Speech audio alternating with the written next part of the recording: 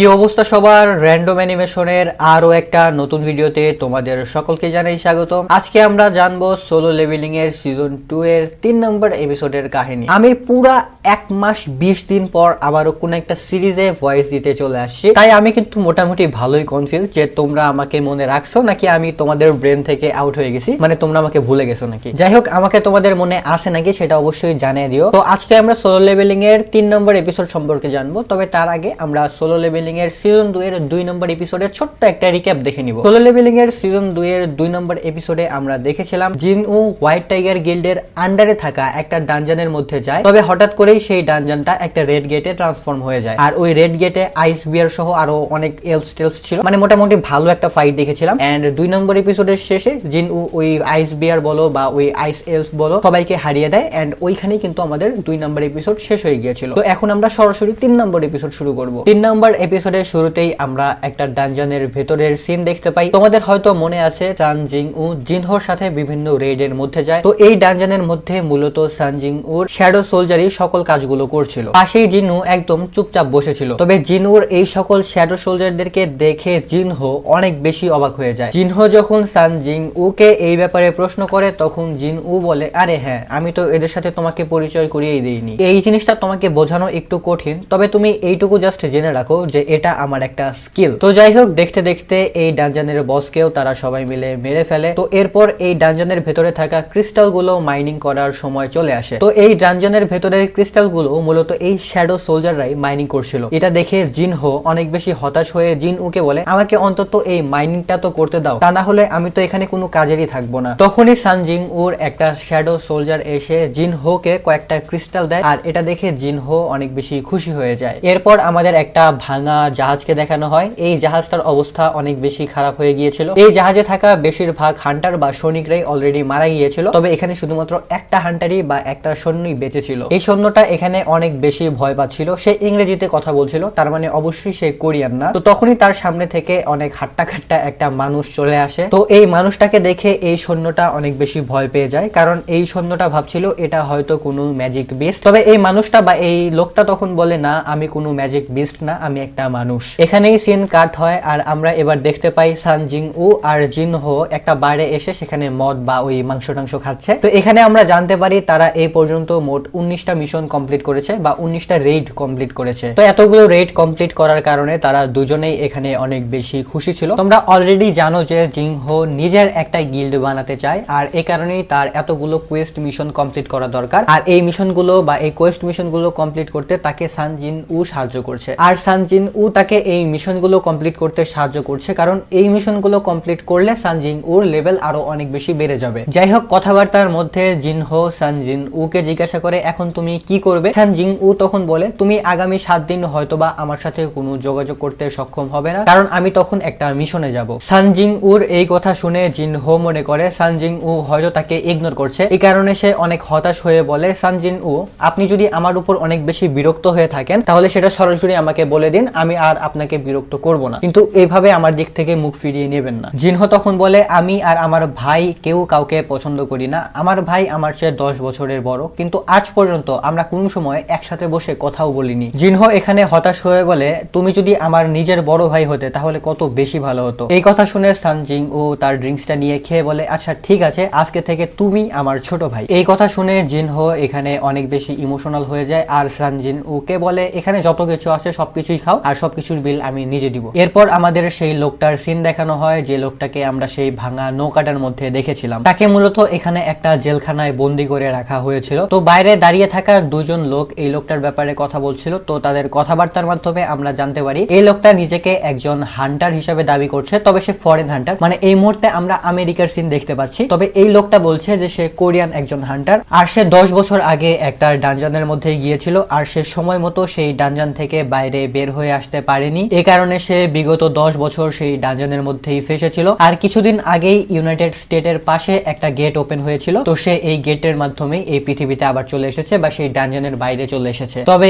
এখানে মেইন কথাটা হচ্ছে এই লোকটা ইংরেজিতে কথা বলতে পারে না, সে শুধুমাত্র কোরিয়াতেই কথা বলতে পারে বা কোরিয়ান ভাষাতেই কথা বলতে পারে। তবে তারা সন্দেহ করছে এই লোকটা হয়তো কোনো ম্যাজিক বেস্ট যে মানুষের রূপ নিয়ে আছে, বা এটা এমন একটা বেস্ট যে মানুষের মতো করে কথাও বলতে পারে। তো সে আসলে মানুষ নাকি সে আসলে বিস্ট এটা জানার আনার জন্য একজন কোরিয়ান হান্টারকে দরকার, আর এই মুহূর্তে তাদের কাছে একজনই মাত্র কোরিয়ান হান্টার আছে, সেটা হচ্ছে হোয়াং ডংসুক। এই কারণে তারা হোয়াং ডংসুককে আবারও এখানে ডেকে পাঠিয়েছে এই লোকটার ইন্টারভিউ নেওয়ার জন্য বা এই লোকটার উপর তল্লাশি চালানোর জন্য। তো তারা এখানে এই লোকটার নামকে প্রোনাউন্স করার চেষ্টা করে। এই নামটা প্রোনাউন্স করা তাদের জন্য একটু কঠিন ছিল, কিন্তু তার নাম ছিল সান টু হিয়ং। এরপর আমাদের পরের দিনের সিন দেখানো হয়। এখানে সান জিং উ কোনো একটা জায়গায় যাওয়ার জন্য রেডি হচ্ছিল। জিনা তখন সান জিং উ কে জিজ্ঞাসা করে তুমি কোথায় যাচ্ছ? জিন উ তখন বলে আমি একটা ট্রিপে যাচ্ছি। জিনা তখন বলে তুমি আমাকে আগে কেন বলনি যে তোমার একজন গার্লফ্রেন্ড আছে? জিন উ তখন বলে না, ব্যাপারটা এরকম না, আমি আমার একজন বন্ধুর সাথে যাচ্ছি। আর এটা বলেই জিন উ সেখান থেকে বেরিয়ে যায়। জিন উ মূলত এখানে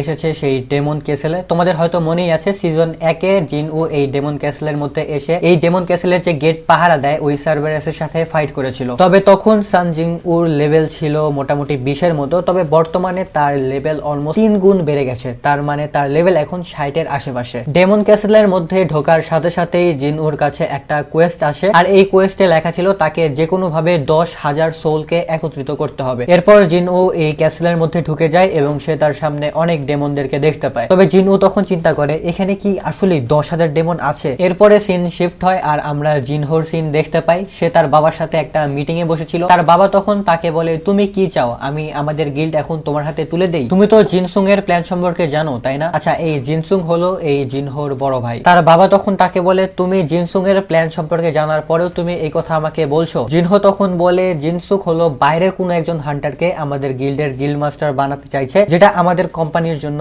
অনেক বেশি রিস্কি হবে। জিনহোর বাবা তখন বলে তোমার সাথে যে হান্টার আছে সে হচ্ছে সান জিং উ তাই না, যে সেই ডাবল ডানজনের মধ্যে ছিল। ওয়ান ডংসুক যে ডানজনের মধ্যে মারা গিয়েছিল সেই ডানজনের মধ্যেও তো তোমার এই সান জিং উ ছিল তাই না? এছাড়াও সেই ভালো মানুষের মুখোশ পরে থাকা ওই হান্টার অ্যাসাসিন যে ডানজনের মধ্যে ছিল সেখানেও তো এই সান জিং উ ছিল। আর বর্তমানে তুমি যে সকল ডানজন রেড করছো সেগুলোও তো মূলত এই সান জিং উই পার করছে তাই না? এছাড়াও কয়েকদিন আগে যে রেড গেট ওপেন হয়েছিল সেই রেড গেটের মধ্যেও তো এই সান জিং উই ছিল। তার মানে তুমি তোমার এই গিল্ড মাস্টারের লাইসেন্স এই সান জিং উ এর সাহায্যেই অর্জন করেছো। তুমি এত কিছুর পরেও চাও যে আমি এই গিল্ডটা তোমার হাতে তুলে দেই? জিনহো তখন বলে হ্যাঁ, আমি আপনার কাছে আবারও রিকোয়েস্ট করছি আপনি এই ইউজিট গিল্ড আমার হাতে তুলে দিন। তার বাবা তখন তাকে বলে আচ্ছা ঠিক আছে, আমি এই গিল্ড তোমাকে দিয়ে দিব, তবে তার জন্য একটা শর্ত আছে, তোমাকে এই সান জিং উ কে আমাদের গিল্ডে নিয়ে আসতে হবে। আমি শুনেছি হোয়াইট টাইগার গিল্ডও সান জিং উ কে তাদের গিল্ডে নিতে চায়, তবে তার আগে তোমাকে এই সান জিং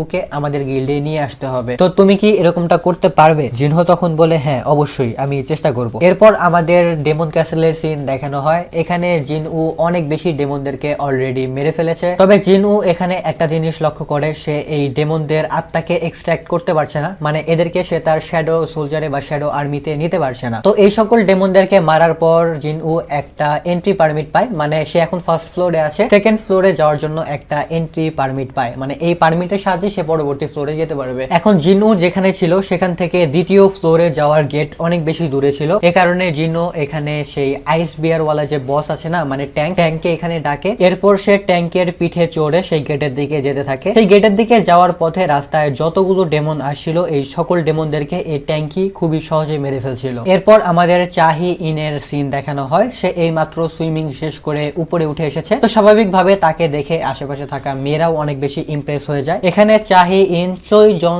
ইনের একটা বলা কথা নিয়ে অনেক বেশি টেনশনে ছিল। এখানে আমরা ফ্ল্যাশব্যাকে দেখতে পাই চাহি ইন চই জন ইনকে জিজ্ঞাসা করতেছে আমরা এই ব্যাপারটা নিয়ে পাবলিকদের সামনে কেন মুখ খুলছি না, আমরা কেন পাবলিকদেরকে এই ব্যাপারটা সম্পর্কে জানাচ্ছি না। তারা মূলত এখানে জেজু আইল্যান্ডের রেইডের ব্যাপারে কথা বলছিল। সেই আইল্যান্ডে থাকা পিঁপড়াগুলোর অলরেডি পাখা গজাতে শুরু করেছে, আর সেই পিঁপড়াগুলো যখন তখন উড়ে মেইন শহরের মধ্যেও চলে আসতে পারে। তো এই জেজু আইল্যান্ড কিন্তু এই সোলো লেভেলিং এর অন্যতম ইন্টারেস্টিং একটা মোমেন্ট বা চ্যাপ্টার বা একটা ফ্রেজ বলতে পারো অ্যানিমের ভাষায়, যেটাকে আর্ক বলা হয়। আর এই আর্কটা কিন্তু তোমাদের অনেক বেশি ভালো লাগবে, যেটা এই সিজন 2 এ তোমরা দেখতে পাবা। তবে আমার মনে হয় না যে সিজন 2 এ জেজু আইল্যান্ডের সম্পূর্ণ আর্কটাকে দেখানো হবে, হয়তো 50% বা 70% দেখানো হবে, বাট সিরিয়াসলি ভাই খুবই মজা পাবা। যাই হোক, চাহি ইন এখানে চইজন ইনকে জিজ্ঞাসা করে আমরা কেন এই ব্যাপারে পাবলিকদেরকে জানাচ্ছি না। চইজন ইন তখন বলে এটা হচ্ছে হেডকোয়ার্টারের অর্ডার, আর এমনিতেও আমরা যদি এখন পাবলিকদেরকে এই ব্যাপারে জানাই তাহলে তারা এমনিতেই অনেক বেশি ভয় পেয়ে যাবে। তবে তুমি চিন্তা করো না, আমরা আমাদের এই হান্টার গিল্ডকে অনেক বেশি শক্তিশালী একটা গিল্ড বানাবো এবং সেই জেজু আইল্যান্ডের রেইড কমপ্লিট করব। এখানে আমরা আবারও সানজিন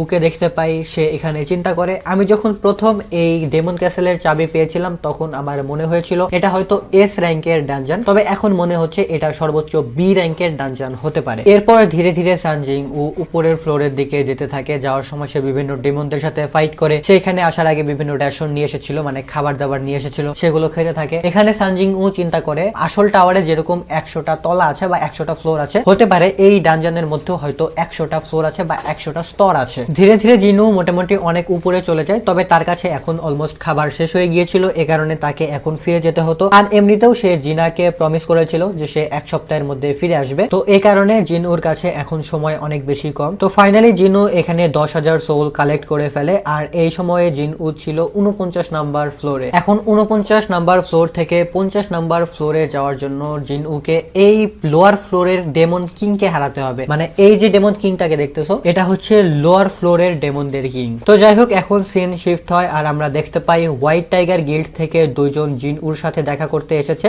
জিনউকে হোয়াইট টাইগার গিল্ডে জয়েন হতে বলার জন্য। তবে তারা জিনউর বাসায় আসার পরেও তারা জিনউকে খুঁজে পায় না। এ কারণে এখানে থাকা এই মেয়েটা চিন্তা করে শুধুই আমাদের সময় নষ্ট হলো। এখানে থাকা এই ছেলেটা তখন বলে না, আমাদের সময় নষ্ট হয়নি, আমরা অন্তত এটা জানতে পেরেছি যে জিনউর লাস্ট লোকেশন কোথায় ছিল। আমরা যতটুকু জানতে পেরেছি জিনউর লাস্ট লোকেশন ছিল এই শহরের মধ্যবর্তী কোনো একটা জায়গায়, তবে সে বর্তমানে কোথায় আছে এইটা আমরা জানি না। মেয়েটা তখন জিজ্ঞাসা করে তুমি এটা কিভাবে জানলে যে জিনউর লাস্ট লোকেশন কোথায় ছিল? ছেলেটা তখন বলে আরে এটাই তো আমার কাজ। এরপর আমাদের আবারও জিনউর সিন দেখানো হয়। জিনু এখানে তার শ্যাডো সোলজারদেরকে বলে শুধুমাত্র বসকে আমার জন্য ছেড়ে দিবে আর বাকি সবাইকে তোমরা নিজেরা হারাবে। এখানে আমরা জানতে পারি জিনু এখন আগের চেয়ে আরো অনেক বেশি সোলজার নিজের কাছে রাখতে পারে আর তার ম্যাজিক পাওয়ারও আরো অনেক বেশি বেড়ে গেছে। আচ্ছা, গত পর্বে মেবি তোমাদের মধ্যে কয়েকজন জিজ্ঞাসা করেছিল যে এমপি পয়েন্টস মানে কি, তোমরা বুঝতে পারোনি। এমপি পয়েন্টস বলতে মূলত বোঝানো হচ্ছে ম্যাজিক পাওয়ার পয়েন্টস। মানে এটা চিন্তা করো যে আমার কাছে ম্যাজিক পাওয়ার আছে 10,000, মানে আমার এমপিও আছে 10,000। ম্যাজিক পাওয়ারের শর্ট ফর্ম হচ্ছে এমপি। সো আশা করছি বুঝতে পারছি এটা। তো এরপর আমরা দেখতে পাই জিনু এখন এই বসের সামনে দাঁড়িয়ে আছে। জিনু এখন চিন্তা করতে থাকে আরে এই বসটা নড়ছে না কেন, সে কি আমার সাথে ফাইট করবে না নাকি? এখন হঠাৎ করে চোখের পলক পড়ার আগেই এই বসটা জিনুর উপরে আক্রমণ করে দেয়। এটা দেখে ইগ্লিস পর্যন্ত অবাক হয়ে যায়। তো এখন জিনু এখানে ফাইট করার জন্য প্রস্তুত হয়ে যায়। জিনু এখানে প্রথমে এই বসকে অনেক জোরে একটা পাঞ্চ মারে, এই কারণে এই বস অনেক দূরে গিয়ে পড়ে। তো দূরে গিয়ে পড়ার পর এই বস এখানে চিৎকার করা শুরু করে। তার চিৎকার শুনে জিনু বুঝতে পারে এই চিৎকার করাটাই মূলত এই বসের মেইন পাওয়ার। আর এই লোয়ার ফ্লোরের বসের নাম হচ্ছে সেভারেস। তো এরপরে আমরা দেখতে পাই এই বস আবারও ফুল স্পিডে জিনুর উপরে আক্রমণ করতে আসে। জিনু তখন নিজেকে রক্ষা করার জন্য আয়রনের কাছ থেকে তার শিল্ড চায়। জিনু তখন নিজেকে এই আয়রনের শিল্ড দিয়ে প্রোটেক্ট করছিল আর এই বস একটানা জিনুর উপরে আক্রমণ করেই যাচ্ছিল। জিনু যখন একটা ওপেনিং খুঁজে পায় তখন জিনু হঠাৎ করে এই বসের উপরে আক্রমণ করার চেষ্টা করে, তবে এই বস এখানে জিনুর মুভমেন্টটাকে পড়ে ফেলে, এই কারণে জিনুর আক্রমণ এখানে কোনো কাজেই লাগে না। জিনু তখন চিন্তা করে এই বসটাকে হারাতে হলে আমাকে প্রথমে এই বসের মাথায় আক্রমণ করতে হবে, কারণ আমাকে সবার প্রথমে এই বসের অদ্ভুত মুভমেন্টকে বন্ধ করতে হবে। এরপরে জিনু পেছনের দিকে ফুল স্পিডে দৌড়াতে শুরু করে। দৌড়াতে দৌড়াতে জিনু একটা বিল্ডিং এর উপরে উঠে একটা ওপেনিং পেয়ে এই বসের ঘাড়ে আক্রমণ করে এই বসটাকে এখানেই মেরে ফেলে। একটা কথা এখানে বলে রাখি, এই ফাইটিং সিনটা কিন্তু অস্থির ছিল, মানে তোমরা যদি দেখতা তাহলে বুঝতা এই ফাইটিং সিনটাকে তারা কত ওপি ভাবে বানাইছে। তবে এখানে আমার অনেক বড় একটা কমপ্লেন আছে, তারা মূলত মাঙ্গওয়ার থেকে অনেক বেশি ইনফরমেশন গ্যাপ ফালাইছে, মানে অনেক ইনফরমেশন স্কিপ করে গেছে। মানে যারা অ্যাকচুয়ালি মাঙ্গওয়া পড়ছে না তাদের কাছে কেমন জানি একটু ফাঁকা ফাঁকা ফাঁকা ফাঁকা লাগবেই ব্রো। প্রচুর পরিমাণে ইনফরমেশন স্কিপ আছে। অনেক কিছু ছিল যেগুলো আমি আশা করে বসেছিলাম যে এটা হয়তো দেখবো, বাট স্কিপ ব্রো, কি আর মানে কিছুই বলার নাই। যাই হোক, এখন সিন চেঞ্জ হয় আর আমাদের সেই ম্যাজিক বিস্ট বা সেই মানুষটাকে দেখানো হয় যার নাম হলো সাং টু ওয়াং। আমি তাকে এখন সাং বলে ডাকবো। তো তার কাছে ডংসুক এসে জিজ্ঞাসা করে তো তাহলে এখন বিস্টরাও কথা বলা শুরু করে দিয়েছে? সাং টু তখন বলে তুমি চাইলে আমার ডিএনএ টেস্ট করিয়ে দেখতে পারো, আমি একজন মানুষ। এটা শুনে ডংসুক বলে আমাকে এই ধরনের ফালতু কাজ করতে বলবে না। সাং টু তখন ডংসুককে জিজ্ঞাসা করে আমার একটা প্রশ্ন আছে। ডংসুক তখন বলে তুমি চুপ থাকো। সাং টু তখন বলে মানুষরা এই ম্যাজিক বিস্ট আর এই গেটগুলো সম্পর্কে বিগত 10 বছরে কতটুকু জানতে পেরেছে? তুমি নিজে এই গেট আর এই ম্যাজিক বিস্টদের সম্পর্কে কতটুকু জানো? ডংসুক তখন বলে তুমি এসব কি বলছো? সাং টু তখন বলে এই সমস্ত ম্যাজিক গেট, ডানজান বা ম্যাজিক বিস্ট এগুলো তো জাস্ট ঝড়ের পূর্বাভাস মাত্র, আসল ঝড় আসা তো এখনো বাকি আছে। খুবই তাড়াতাড়ি অনেক বড় একটা ধ্বংসযজ্ঞ শুরু হবে। ডংসুক তখন বলে কি ধ্বংসযজ্ঞ? সাং টু তখন বলে হ্যাঁ, আমার আসল উদ্দেশ্য হলো সেই ধ্বংসযজ্ঞকে থামানো। ডংসুক তখন বলে তুমি এগুলো কি সব ফালতু কথা বলছো? তুমি কি জানো এই পৃথিবীতে মোট কত হান্টার আছে? আমরা যদি এই সকল হান্টারকে একত্রিত করি তাহলে কোনো কিছুই আমাদের থামাতে পারবে না। সাং টু তখন বলে তুমি চাইলে সব হান্টারদেরকে একত্রিত করতে পারো, তবে যে বিপদ সামনে আসছে বা যে শক্তি সামনে আসছে তারা সবাই মিলেও সেই এই শক্তিকে থামাতে পারবে না। এরপর সাং টু ডংসুককে বলে আর এমনিতে তোমার মধ্যেও কিছুটা শক্তি আছে। আর এই কথাটা শুনে ডংসুক এখানে প্রচন্ড পরিমাণে রেগে যায়। এরপরে ডংসুক সাং টু এর ফাইল চেক করে বলে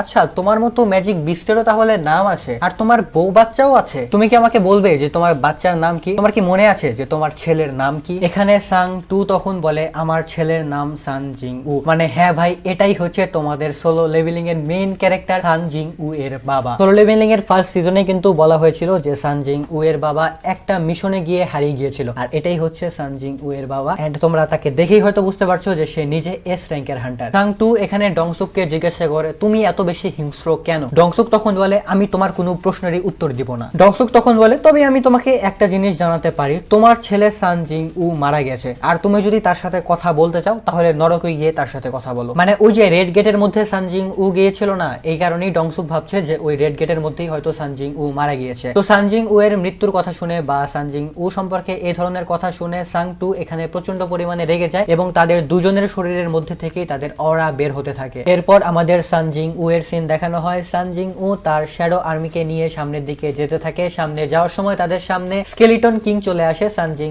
উরা তাকেও খুবই সহজে হারিয়ে দেয় এবং এখানে সান জিং উ এর লেভেল আরো বেশি আপ হয়ে যায়। এখন আমাদের আবারও আমেরিকার সেই জায়গাটার সিন দেখানো হয় এবং আমরা দেখতে পাই এখানে একটা বিল্ডিং সম্পূর্ণ ধ্বংস হয়ে গেছে। সেখানে তখন ফায়ার ফাইটাররা এসে সেই জায়গাটার আগুন নেভানোর চেষ্টা করতে থাকে। একজন লোক তখন বলে আমি শুনেছিলাম যখন দুইজন এস র্যাঙ্ক হান্টারের মধ্যে ফাইট লাগে তখন আশেপাশের সবকিছুই এরকম ভাবেই ধ্বংস হয়ে যায়। তবে আমাদের ভাগ্য অনেক বেশি ভালো ছিল যে সেই সময় আমরা এই বিল্ডিং এর মধ্যে ছিলাম না। এখানে আমরা জানতে পারি জাস্ট চোখের পলকের মধ্যেই ডংসুক এখানে হেরে গিয়েছিল। মানে ফাইট শুরু হওয়ার সাথে সাথেই ডংসুক এখানে সাং টু এর কাছে হেরে গিয়েছিল এবং সাং টু এই জায়গাটা থেকে চলে গিয়েছিল। তো তোমরা বুঝতেই পারছো যে সান জিং উ এর বাবা সাং টু কত বেশি পাওয়ারফুল, আর সেও কিন্তু এস র্যাঙ্কেরই হান্টার, আর নিঃসন্দেহে সে এই ডংসুকের চেয়ে অনেক বেশি পাওয়ারফুল। এখন আমাদের আবারও সান জিং উ কে দেখানো হয় এখানে তার খাবার সম্পূর্ণভাবে শেষ হয়ে গিয়েছিল আর সে বর্তমানে 75 নাম্বার ফ্লোরে আছে। মানে এই ডেমন ক্যাসেলটাকে কমপ্লিট করার জন্য তাকে এখনো আরো 25টা ফ্লোর পার করতে হবে, তবে তার কাছে এখন এত বেশি সময় নেই। তবে এই ডেমন ক্যাসেলের মধ্যে আসার পর সে বেশ কয়েকটা জিনিস পেয়েছে, যেমন সে কানের একটা ইয়ারিং পেয়েছে,